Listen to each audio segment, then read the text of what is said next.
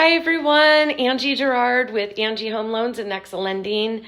Welcome back to the Home Loans Roadblocks series, that's hard to say, where we talk about some different reasons or more common reasons that people get denied for home loans, and then kind of work our way through those and give you some practical advice on how to correct those issues.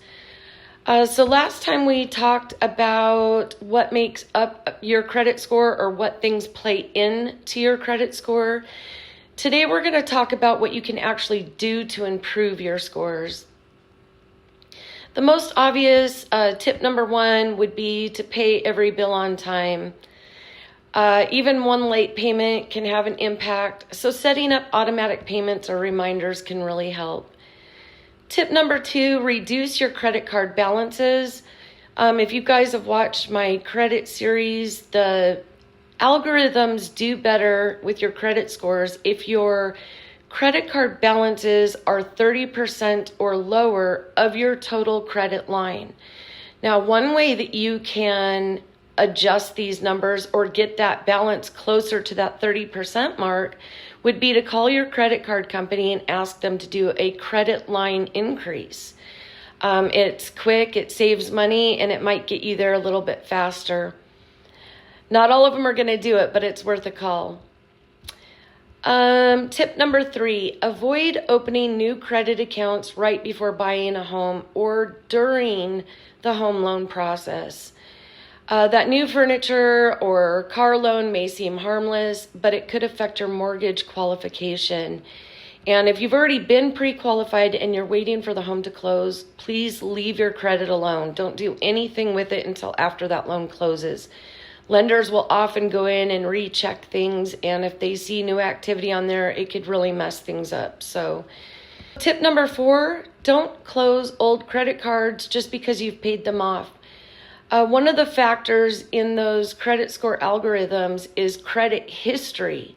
So one of those older cards is probably boosting your credit even if you're not using it. So sometimes keeping older accounts open can help your credit history and available credit. And if you want to keep it active, you could also maybe throw a utility payment on there once a month and then just pay it off before any interest accrues. Tip number five, review your credit reports for errors. Mistakes happen. If you find incorrect information, disputing those errors could potentially help your score. And in my credit scores series, I gave you all the information on where and how to dispute any errors that you might find on there and where to get your free annual credit reports. I'll try to link that video to this one. Tip number six, talk with a mortgage professional early. I can't stress this enough. Sometimes you don't need perfect credit, you just need the right game plan.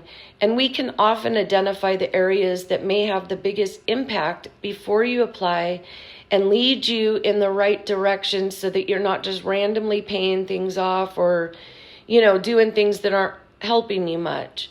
So it's always good to come to a loan officer or a lender, have them look over your whole picture, and they can give you some really good advice on what to do next. So in closing, the biggest mistake I see people make is assuming they need perfect credit score before talking to a lender, and that's simply not true.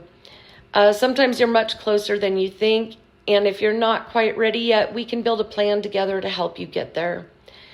Anyway, guys, thanks for watching. Hit that follow button so you don't miss anything, and I'll see you in the next episode. Bye.